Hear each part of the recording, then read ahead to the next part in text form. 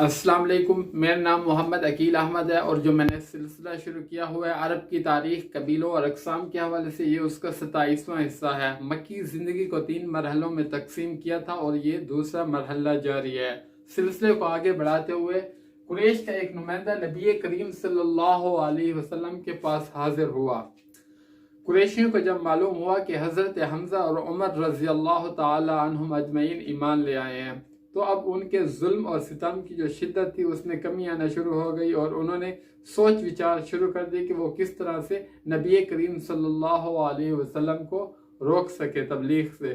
तो उन्होंने ये चीज़ सोची कि हम आप सल्लल्लाहु अलैहि वसल्लम को लालच दे के इस काम से रोक लें।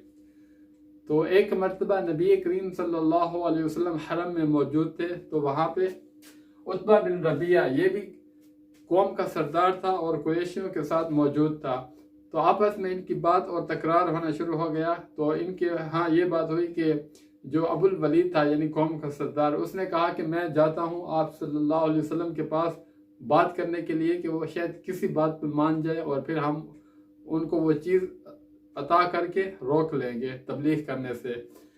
तो अबुल वलीद ये गया आप सल्लल्लाहु अलैहि वसल्लम के पास और कहा कि ए भतीजे, आप हमारे दरमियान एक इज़्ज़त और मर्तबा वाले शख्स हैं, आला नस्ब वाले शख्स हैं। आपको पता है जितनी इज़्ज़त और मर्तबा मकाम आपका हमारे दिल में है, आप जो चीज़ लेकर आए हैं इसकी वजह से तफरका डाल दिया है और इसके अलावा आप हमारे आबा अजदाद को और उनके माबूदों को गाली देते हैं और हमारी अक्लों को अहमक करार दिया है। इसलिए कौम के अंदर तफरकाबाजी हो गई है और आपस में नाराज़गियाँ पैदा हो चुकी हैं।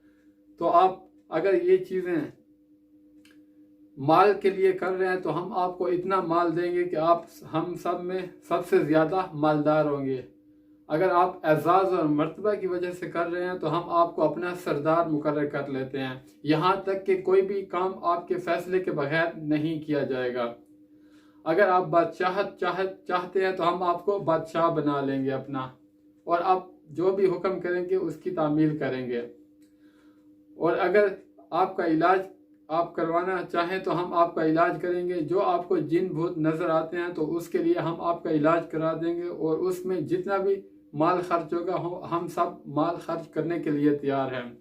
और ये अबुल वलीद ये बातें कहता रहा और आप सल्लल्लाहु अलैहि वसल्लम सुनते रहे। जब वो खामोश हुआ तो आप सल्लल्लाहु अलैहि वसल्लम ने फरमाया कि आपने कह दिया जो कहना था। तो उसने कहा कि जी। तो आप सल्लल्लाहु अलैहि वसल्लम ने फरमाया कि अब मैं कुछ कहना चाहूँ तो सुनोगे? तो उसने कहा सुनूंगा। तो आप सल्लल्लाहु अलैहि वसल्लम ने फरमाया बिस्मिल्लाहिर्रहमानिर्रहीम हामीम तंजीलुम मिनर्रहमानिर्रहीम किताबुन फुस्सिलत आयातुहु कुरआनन अरबिय्यन लिकौमिन यअलमून। यहाँ तक कि आप पढ़ते गए और अबुल वलीद बैठा रहा, सुनता रहा। जब आप आयत सजदा तक पहुँचे तो आपने सजदा किया और उसके बाद उठे और कहा अबुल वलीद जो मैंने कहना था वो मैं कह चुका हूँ। उतबा उठा और सीधा अपने साथियों के पास लौट आया।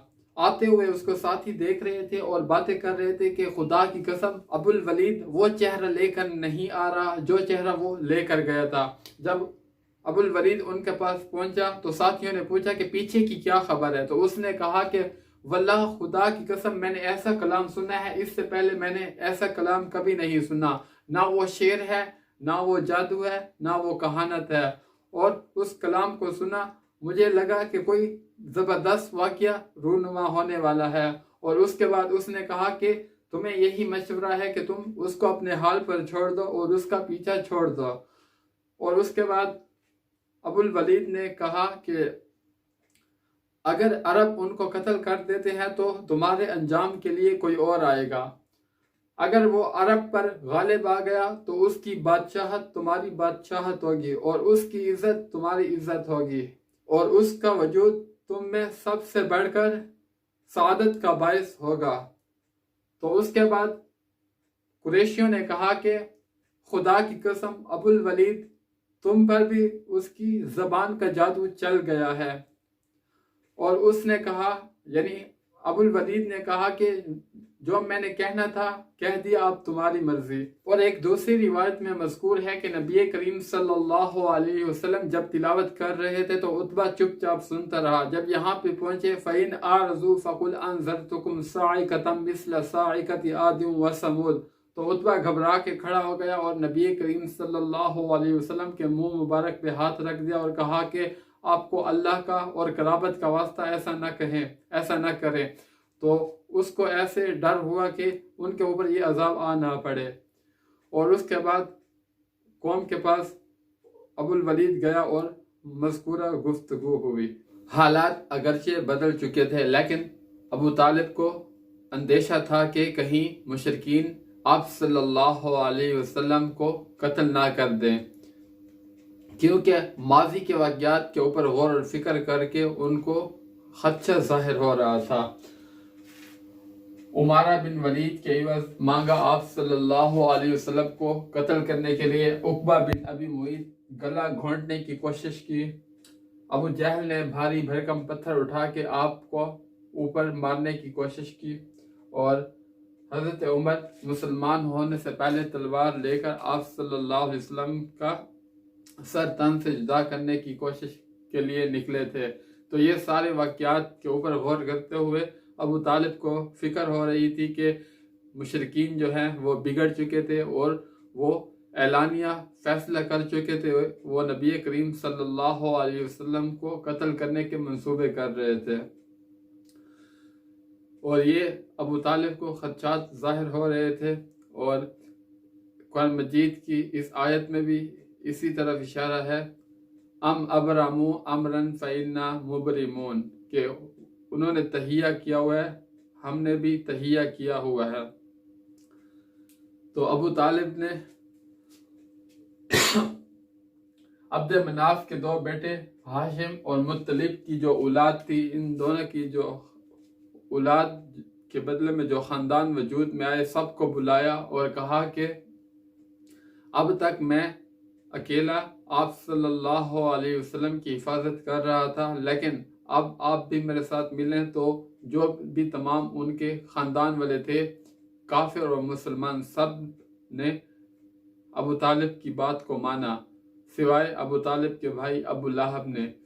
اس نے بات نہیں مانی اور وہ مشرکین کے ساتھ جا ملا اور ان کا حصہ بن گیا اور خاندان سے ٹوٹ گیا۔ باقی کا انشاءاللہ حصہ نیکسٹ ویڈیو میں۔ باقی آپ لوگوں سے ریکویسٹ ہے کہ آپ میرے چینل کو لائک کریں، سبسکرائب کریں، شیئر کریں، اپنے دوستوں کو انوائٹ کریں تاکہ زیادہ سے زیادہ لوگوں تک پہنچایا جا سکے۔ تب تک کے لیے اللہ نگہبان، اللہ حافظ، السلام علیکم ورحمۃ اللہ۔